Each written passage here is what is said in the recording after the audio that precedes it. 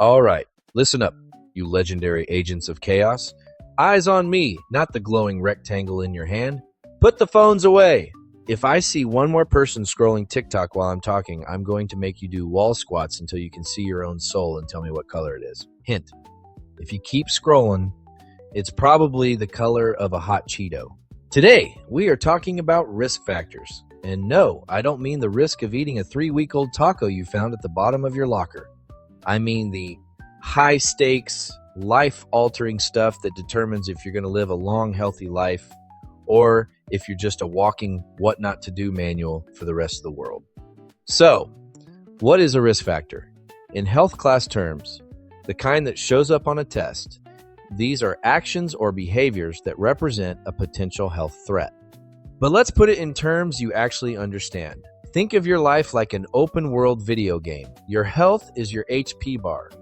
A risk factor is like trying to play a level 100 boss battle with 1% battery, a broken controller, and a laggy internet connection.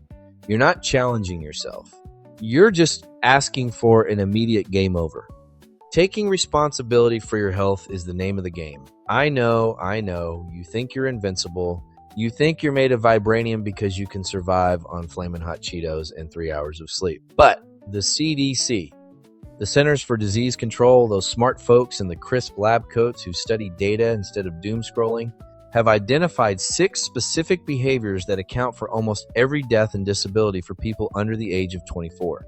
Consider this the How to Break Yourself starter pack. Number 1, tobacco use. Yes, that includes the flavored air sticks. Just because it smells like blueberry sparkle doesn't mean your lungs aren't screaming in a language you don't speak yet. Number 2, unhealthy dietary behaviors. I will say it until I'm blue in the face. Cheetos are not a food group. If your snack leaves a permanent orange stain on your soul, it's a risk factor. Number 3, inadequate physical activity.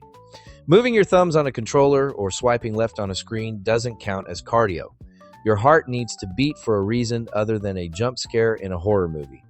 Number 4, alcohol and other drug use. It's a bad idea. Period. It's like putting diesel in a Tesla. You're just going to fry the system.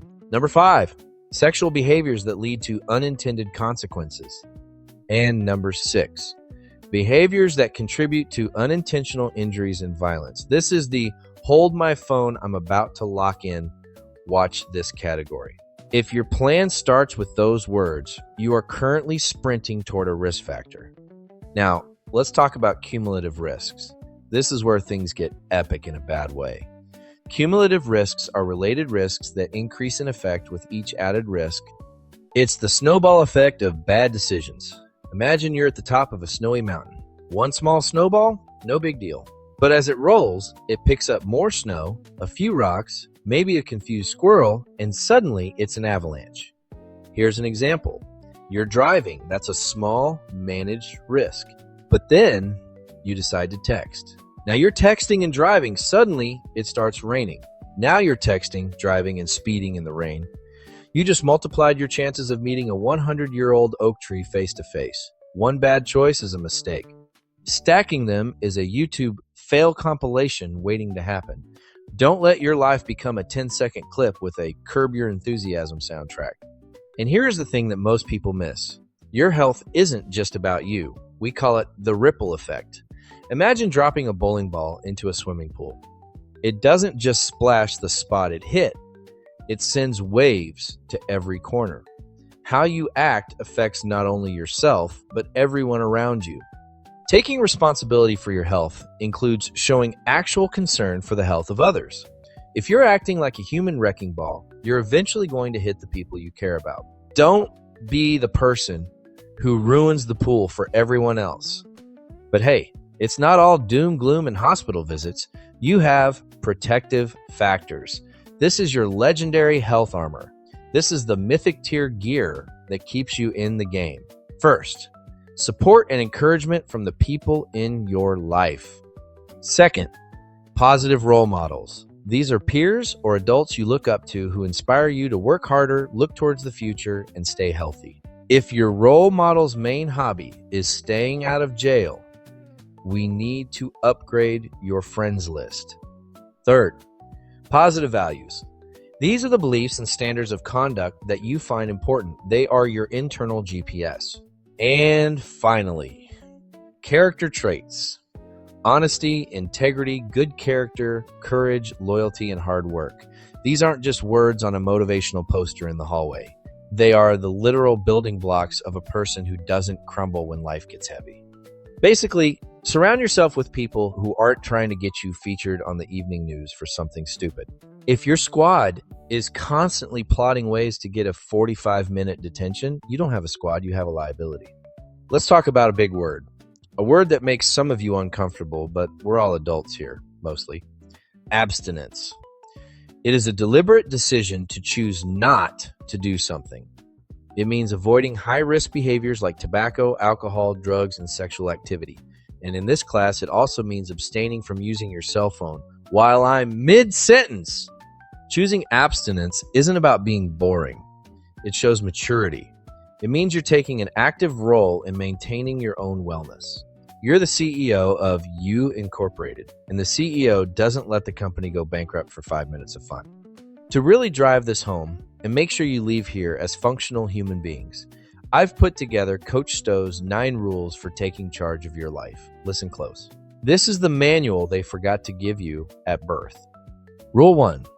Take responsibility for your thoughts, feelings, words, and actions. You are the pilot of your own ship.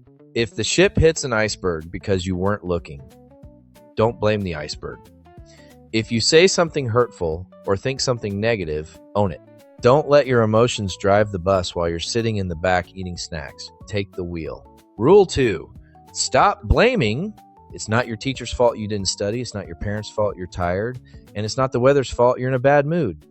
When you blame others, you give away your power. You're basically saying, hey, that person has control over my happiness. Why would you give them that? Keep your power. Rule 3. Stop complaining. Complaining is like a rocking chair. It gives you something to do, uses up energy, but it gets you absolutely nowhere. If you don't like something, change it. If you can't change it, change how you think about it. But for the love of all things holy, stop the noise. Rule 4. Refuse to take anything personal. This is a superpower. If someone is mean to you, it usually says 100% about them and 0% about you. They are dealing with their own risk factors. Don't let someone else's bad day or bad attitude ruin your inner peace. You are a fortress. Rule 5. Make yourself happy. Don't wait for a text back, a specific grade, or a like on a photo to feel good.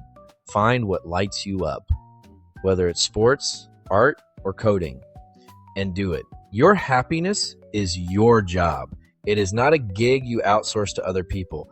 Rule 6. Live in the present moment. Stop stressing about what happened in third period. It's over. It's ancient history. And stop worrying about next weekend. You aren't there yet. Be here, right now, with me, and hopefully with your notebook open. The now is the only place you can actually make a change. Rule 7. Use the power of intention. Don't just wander through life like a leaf in the wind. Wake up and decide what kind of day you're going to have. If you intend to be productive, you probably will be. If you intend to be a menace, well, I'll see you in detention. Choose the intention. Rule 8. Feel calm and confident. Take a breath. Seriously, everyone take a breath right now. You've got this. When you approach life with a sense of calm, you make way better decisions than when you're panicking. Panic is a risk factor. Calm is a protective factor. And Rule 9. Look for the good in people. Even the ones who smell like old gym socks. Even the ones who get on your absolute last nerve. Everyone has something positive to offer if you're willing to look for it. When you look for the good, you find it. When you look for the bad, you find that too. Which one do you want to live with? All right, I've done enough talking. If this Coach Stowe sermon was actually helpful for you, subscribing to the channel is the best way to support this work and see more content like it. It's the best way to make sure you don't miss the next session of me yelling at you. Mentoring you. There's the bell. Remember, life is short, but it's a lot shorter if you're doing backflips off a moving bus or living on a diet of energy drinks and Spike. Make good choices, stay healthy, and for the love of all things holy, wash your gym clothes. I can smell the risk factors from here. Coach Stowe out. Now get to class before I give you a risk factor called a detention.